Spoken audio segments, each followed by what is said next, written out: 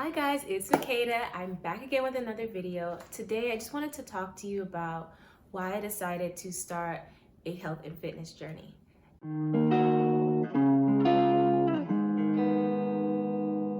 Now, that answer is like threefold. Partly because I've been on this journey for a very long time, probably since I was about 8 years old. I went on my first diet. I did Weight Watchers. I didn't take any of the, no, I did quick weight loss. I didn't take any of the supplements or anything, but I did follow the whole like eat half of everything and drink a ton of water before you eat something, drink a ton of water after you eat again, and that whole thing about just eating 6 meals a day, just cutting how often you eat or how much you're eating, but you eat often, I should say. And then I got to about middle school. I finally dropped the weight. I was walking to school and from school every day. It was about a 3-mile walk a day. So, I got taller and my shape filled out. So, I didn't really worry about my weight much then. I was skinny compared to now. My weight then was probably like 120, 125. But I was still bigger than my counterparts who were 105, 110. So I was kind of considered to be thick or a little bit more fat than, my peers, but I was still smaller than I am today. Now I'm about 23 years old. Don't quote me. I'm 23 years old. And I've been on this journey probably since I was about 20.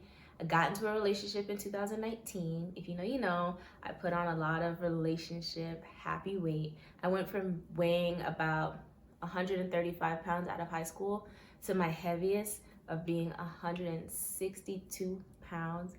And let me tell you, it's uncomfortable for me. It was really uncomfortable for me to be that heavy. So I kind of was like, okay, what can I do? And I've tried, it was the pandemic, so I did a lot of home workouts. I did a lot of going to the park and walking, but I never really modified my diet. Like I would modify it here and there, like, okay, am I gonna eat carbs today? Or okay, I'm going to fast. Okay, I just dibbled and dabbled a lot, but I didn't really stick to it because I probably wasn't that worried or committed. But in 2020, something really got me like, okay, this is really serious. So in 2020, my dad had his first stroke. When I was in high school, he had a TIA and he had a few of them, and it started causing him to have a delayed memory. I believe at this point, my dad, he's 69 now, so he then let's say he was like his early 60s then. So he's still pretty young to be having these kind of health issues. He was pretty young, and he's still pretty young now. And he started having the strokes in 2000. He had a first stroke in 2020. His second stroke was January of 2022. And his third stroke, did he have a third one? No. I think he only had those two. He had the first stroke in 2020 and then a second one in 2022 of January. Both of those each caused their own kind of decline. It really initiated his vascular dementia. My dad has had a long history with diabetes type 2.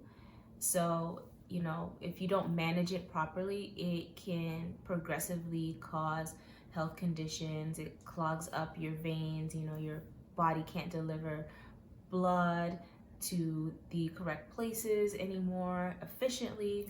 So, he was starting to have heart problems. He had PAD. He has some stage of kidney failure, I'm sure. He has AFib, which is probably what's taking him into a health decline right now. He is currently in the ICU. He suffered a cardiac arrest. They said he aspirated, and which is why I haven't gotten to this video in a while, because I meant to film it last Saturday, and that's when we got the call, and I've spent every day in the ICU since then. And now that I've kind of stopped crying, I can kind of talk about it without bursting into tears. So I thought I would film this before I go to the gym today. But yeah, he is the reason. My dad is the reason why I started to really take my health seriously. It showed me that my health is not just for aesthetics. Before, I was only working out and only dieting because I did not feel good about myself. I felt like I needed to be skinny like everyone else or slim thick like the girls on social media, and I just pursued that dream, and it was making me really unhappy, and it's something I still battle with today. But it showed me that all of those things are secondary. It's okay to feel confident, it's okay to look nice in a dress and feel sexy, but what's most important is those A1C numbers, those blood sugar numbers, you know, are you getting stronger in the gym? Are you pushing yourself? Are you building that muscle that can, act as a barrier to carbohydrates and sugars and help you stabilize your blood sugars as you eat throughout the day? And it really was important for me to get that message so early on, because a lot of people wait until they're 30, 40, 50, 60 to try and reverse their habits of a lifetime of eating refined sugars, a lifetime of eating high carb diets and fried foods. Now they're trying to reverse it because they already have the health issue. And I think it's better we start to recognize that the change needs to happen as early as possible. Really, in your childhood, the change needs to happen as early as possible so that your body is not trying to fight and is not trying its hardest to keep you alive, and then at some point fails you when you're in your 60s and your 50s, even earlier. A lot of us are getting cancers that used to be associated with being older. We're getting them in our 30s and our 40s, and that's something really to consider. What is it that you're eating? What is it that has been a change in society as to why so many young people are getting chronic illnesses? And the answer is what's in your food. Recently, I started doing the keto diet. I started on February 1st because that's the new year, not January 1st. February 1st is the new year. I started it and it's been okay. I'm going to shoot another video about how that's been, and I've been taking progress notes and videos every day of things that I'm trying. So I look forward to bringing you guys that video soon, so stay tuned for that one. So I'm shooting the keto video now. I'll be bringing that to you.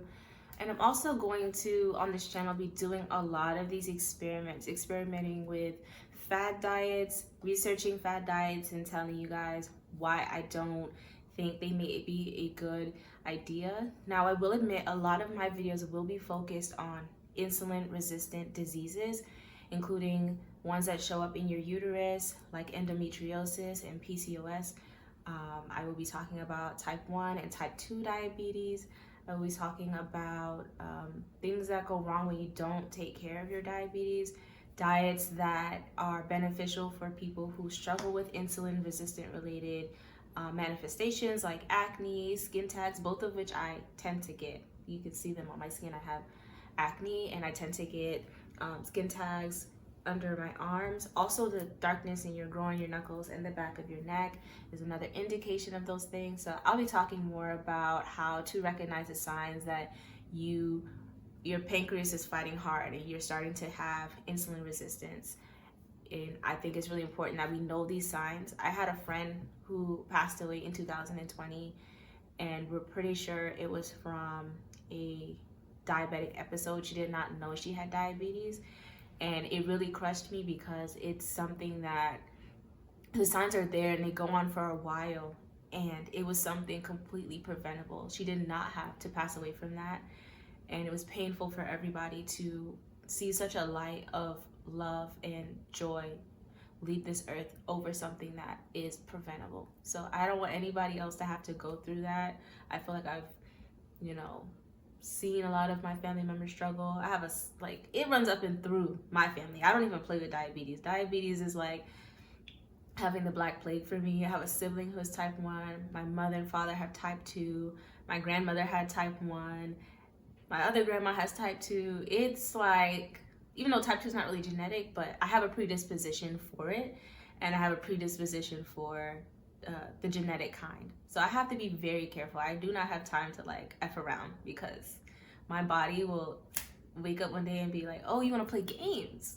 Okay, we can play games. So I have to be very careful about my lifestyle and my lifestyle choices. With all of that said, I'm going to be bringing you a lot of content that has to do with your health, and I will still be filming vlogs and stuff like that, gym content, lifestyle content, etc., etc. But this is really where my heart lies. I feel like I can really help a lot of people, especially in my demographic, really open their eyes and see that this is very important. Do not wait until later. Like, start this stuff now. Okay, so with all of that said, I'm gonna go ahead and close out this video with saying that your health is more important than your aesthetics. Start to take action today with your health. Do not put it in our medical system's hands. Your health is your responsibility. I want you to also check out my last video, Move Your Body Challenge for 30 days, where I worked out every single day for 30 days and I talk about what I learned from it and the results. And I implore you to please leave comments and let me know what you thought of this video. Let me know what kind of videos you'd like to see from me, suggest any fad diets or any workout routines or anything like that you'd like me to critique or leave more information on or do more research on. And let me know what you are currently doing in your life to support a healthy lifestyle for you. And I look forward to seeing you in my next video. Bye!